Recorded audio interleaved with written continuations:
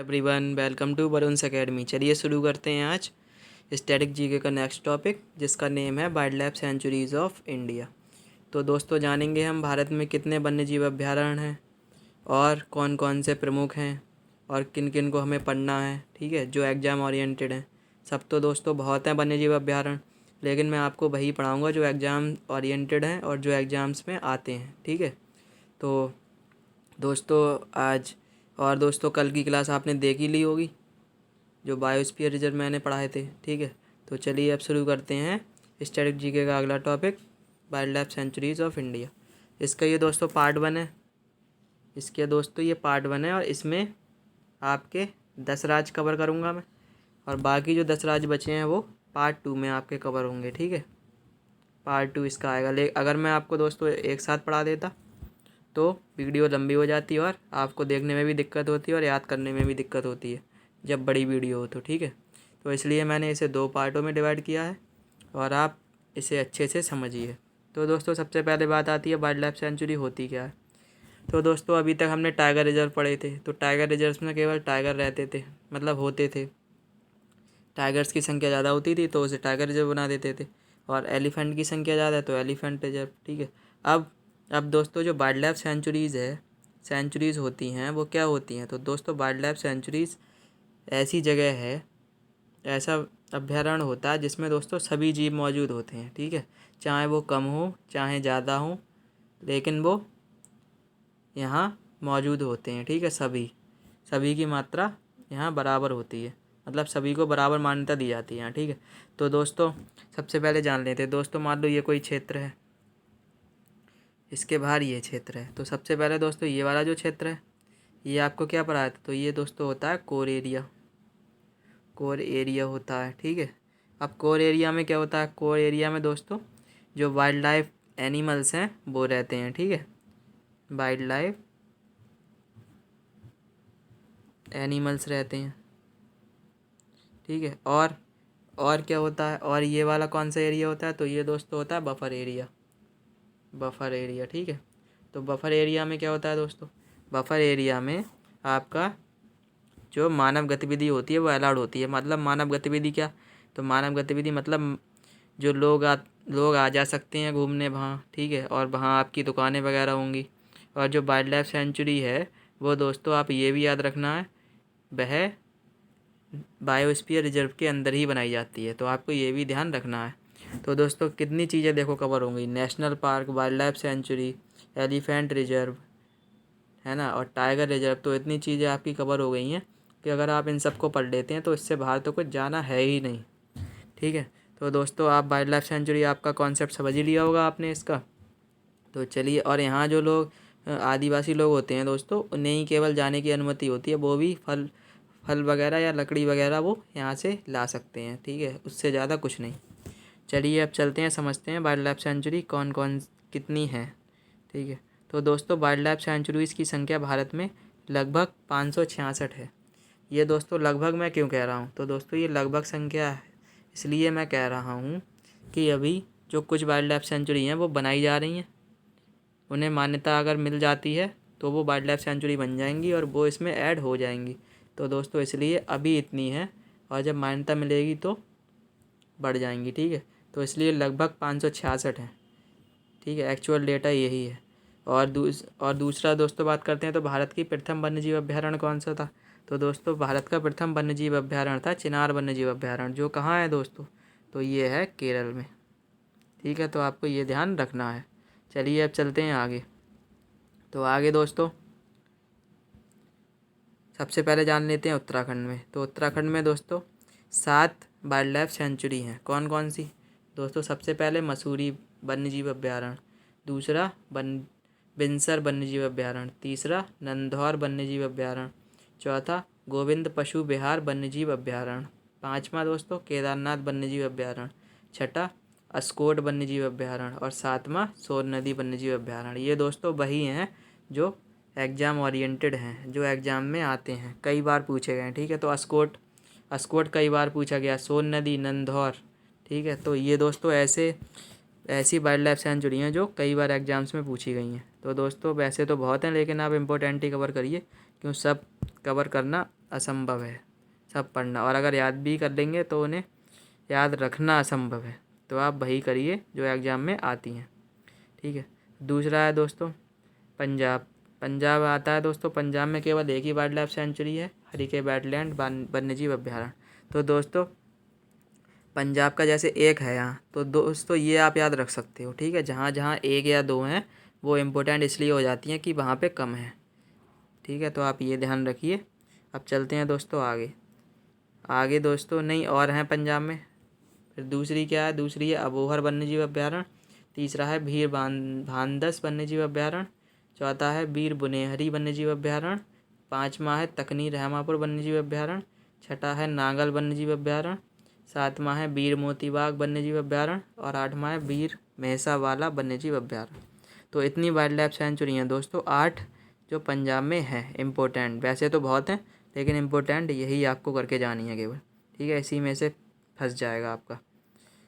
और दोस्तों और अब चलते हैं अगले राज्य की तरफ। तो अगला राज्य है दोस्तों नागालैंड। तो नागालैंड में दोस्तों 3 ही वाइल्ड लाइफ सेंचुरी हैं, और ये आपको तीनों याद होनी चाहिए क्योंकि यहाँ 3 ही हैं। तो इनमें से ज़रूर आएगी एग्ज़ाम में, तो आपको ये बात ध्यान रखनी है। जहाँ कम है वहाँ से ज़रूर आती है, और जहाँ ज़्यादा हैं वहाँ से आने के चांस इसलिए कम हो जाते हैं क्योंकि वहाँ बहुत हैं। याद रखना संभव नहीं है, इसलिए जो कम है उन्हीं में से पूछेगा एग्जामिनर, ठीक है। तो दोस्तों यहाँ पहले ही है नेगंगपुई वन्यजीव अभ्यारण्य, दूसरा है ख्यांगलुंग वन्यजीव अभ्यारण्य, तीसरा है डंपा वन्यजीव अभ्यारण्य। तो आपको ये ध्यान रखना है। और अब चलते हैं मिजोरम की तरफ। तो मिजोरम में दोस्तों पहला है पुलेरंग वन्यजीव अभ्यारण्य, दूसरा है लेंगटेंग वन्यजीव अभ्यारण्य, तीसरा है तबी वन्यजीव अभ्यारण्य, चौथा है टोकलो वन्यजीव अभ्यारण्य। तो ये चारों भी आप याद रखें, ठीक है, क्योंकि यहाँ भी कम है तो यहाँ भी पूछी जा सकती है। अब चलते हैं दोस्तों, और यहाँ दोस्तों जो तबी वन्यजीव अभ्यारण्य है, ये जो आपका यूपीएससी प्रीलिम्स हुआ था दोस्तों 2020 वाला, उसमें पूछा गया था ये क्वेश्चन। तो आपको ये ध्यान रखना है, ठीक है। चलिए अब चलते हैं अगले राज्य की तरफ। तो अगला राज्य है दोस्तों मणिपुर। तो मणिपुर में दोस्तों पहला है खोंगजिंगमा चिंग वन्यजीव अभ्यारण्य, और दूसरी है यांगपोकपी लोचाओ वन्यजीव अभ्यारण्य। तो ये दोनों भी आपको ध्यान रखनी है। इनमें से दोस्तों खोंगजिंगमा चिंग तो कई बार आ चुकी है एग्जाम में, ठीक है, तो आपको ये ध्यान रखनी है। अब चलते हैं अगले राज्य की तरफ। तो अगला राज्य है दोस्तों राजस्थान, मोस्ट इम्पोर्टेंट। तो दोस्तों राजस्थान में 5 इम्पोर्टेंट वाइल्ड लाइफ सेंचुरी हैं। वैसे तो कई हैं लेकिन इम्पोर्टेंट 5 ही हैं। तो दोस्तों पहला है टाटगढ़ रावली वन्यजीव अभ्यारण्य, दूसरा है सीता माता वन्यजीव अभ्यारण्य, तीसरा है शेरगढ़ वन्यजीव अभ्यारण्य, चौथा है सवाई मानसिंह वन्यजीव अभ्यारण्य, और पाँचवा है वन विहार वन्यजीव अभ्यारण्य। दोस्तों इनमें से भी जो सवाई मानसिंह वाला है और वन विहार है और टाटगढ़ रावली, ये दोस्तों कई बार एग्जाम में आई है, और एसएससी तो बार बार रिपीट करता है इसे एसएससी, तो आपको ये ध्यान रखना है। चलिए अब चलते हैं दोस्तों आगे। तो अगला राज्य है दोस्तों मध्य प्रदेश। तो मध्य प्रदेश में दोस्तों पहली है गांधी नगर वन्यजीव अभ्यारण्य, और दूसरी है नरसिंहगढ़ वन्यजीव अभ्यारण्य, और तीसरी है सरदारपुर वन्यजीव अभ्यारण्य, चौथी है पंचमढ़ी वन्यजीव अभ्यारण्य, और पाँचवीं है पेंच वन्यजीव अभ्यारण्य। इनमें से दोस्तों पेंच वाला, गांधीनगर और पंचमढ़ी ये कई बार एग्जाम में आई है, तो आप ये ध्यान रखें। और दोस्तों 566 तो कोई भी नहीं ध्यान रख सकता, और अगर ध्यान रख भी लेगा तो ध्यान मतलब भूल जाएगा कुछ समय के लिए। अगर रट भी लिया उसने तो वो भूल सकता है। तो दोस्तों समझ के करिए और रट के नहीं। दोस्तों आगे है महाराष्ट्र। तो महाराष्ट्र में दोस्तों 6 वाइल्ड लाइफ सेंचुरी हैं मोस्ट इम्पोर्टेंट। उनमें से पहली है तानसा वन्यजीव अभ्यारण्य, और दूसरा है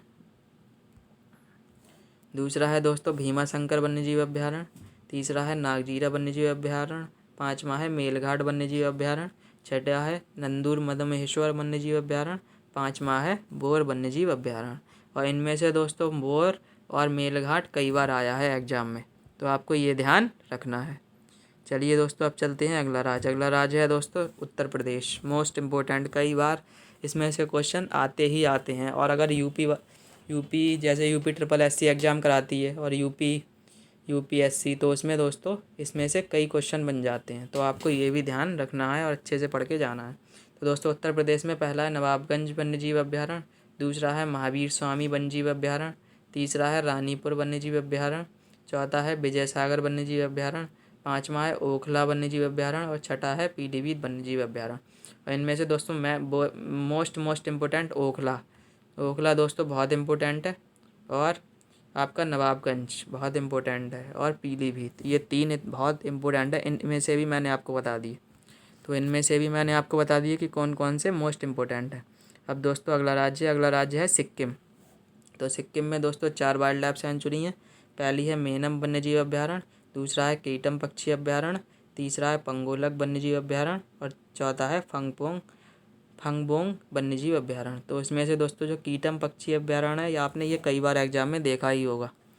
तो दोस्तों स्टैटिक जीके का पोर्शन इतना इम्पोर्टेंट है कि अगर आपको ये नहीं आता तो जीएस में आपने सब पढ़ लिया, अगर ये नहीं पढ़ा तो समझ लो आपकी आधी जीके और जीएस इनकम्प्लीट है। ठीक है, तो दोस्तों जीके में स्टैटिक जीके वाला टॉपिक बहुत अच्छे से पढ़िए, क्योंकि ये ऐसा टॉपिक है जो हर पर्सन को पता ही होना चाहिए, चाहे वो तैयारी कर रहा है चाहे नहीं। ठीक है, और दोस्तों तैयारी कर रहा है उसके लिए तो मोस्ट इम्पोर्टेंट है ही। और दोस्तों लक्षद्वीप में दोस्तों एक ही वन्यजीव अभ्यारण्य है, पिट्टी वन्यजीव अभ्यारण्य। ये दोस्तों मोस्ट इम्पोर्टेंट है, कई बार आया है एग्जाम में, क्योंकि यहाँ एक ही है। तो मैंने आपको बताया था जहाँ एक या दो या तीन या चार होंगे, 4 तक होंगे, उनमें से एक ज़रूर पूछेगा, क्योंकि वहाँ संख्या कम है, तो वहाँ आप याद रख सकते हो, इसीलिए।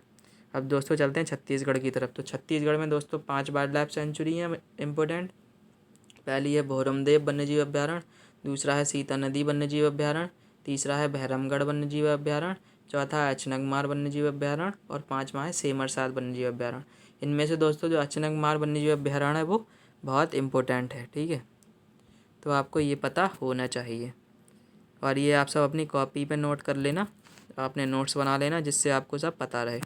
दोस्तों केरला में केवल एक ही वन्यजीव अभ्यारण्य है, उसका नाम एक नहीं कई हैं। पहला है मालाबार वन्यजीव अभ्यारण्य, मेरे मुंह से निकल गया, एक नहीं है कई हैं।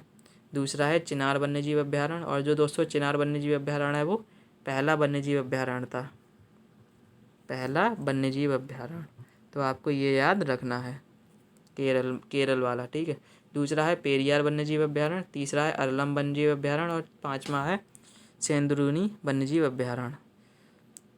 तो आपको ये सब ध्यान रखना है।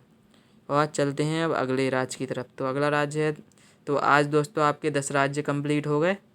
ठीक है, तो आप इन्हें अच्छे से पढ़िए और कॉपी पे नोट करिए, अपने अच्छे से नोट्स बनाएं और इसका बार बार रिवीजन करें, जिससे आपको ये याद रहे।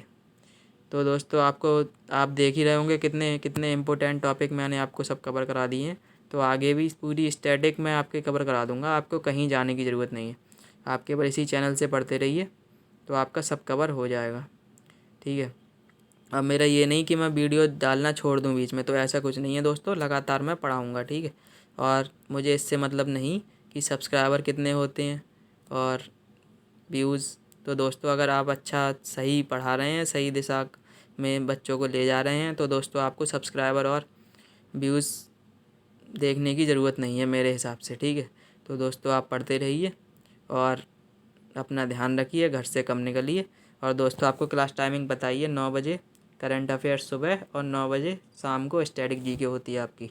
तो दोस्तों आज का इतना ही था, और आप इसे अच्छे से पढ़ें। ठीक है दोस्तों, गुड बाय, टेक केयर, अपना ख्याल रखें।